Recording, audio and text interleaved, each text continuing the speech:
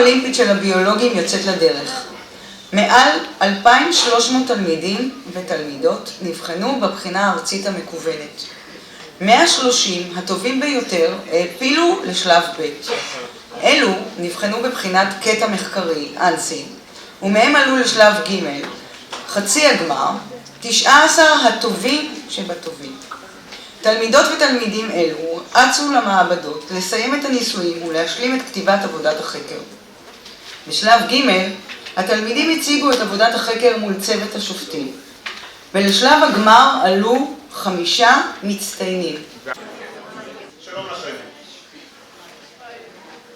אני חייב להגיד שזו תמיד מבחינתי הזדמנות להתרגש שוב ושוב. אף אחד מכם לא יודע עד כמה מה שהוא עושה היום ישפיע על מהלך חייו. בעבודה שלי, בה חקרתי השפעה של ריכוזי אתנול על קצב פעימות הלב בדפניות, שכן ידוע שהוא שם מדכא את פעולת מערכת העצבים באגן ובעמקים, וגם בקטע המחקרי שקיבלתי, בה נחקרה השפעה של ריכוזי סמים שונים על קצב פעימות הלב בדפניות, וכן גם על שוות באמצעות CFU, שגם על זה ארחיב אחר כך, ומידת הקירות של התמיסה באמצעות ספקטרופוטומטר.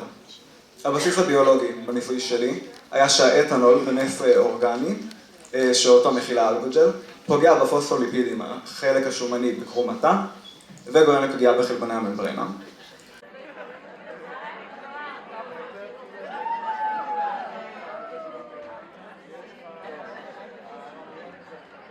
דוד חלובה, מאור צפתים נהריה, והמורה שלי רצה.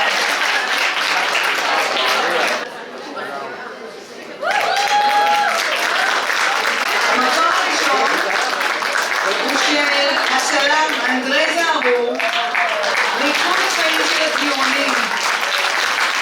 אנדרי, מהתיכון האורתודוקסי ברמלה,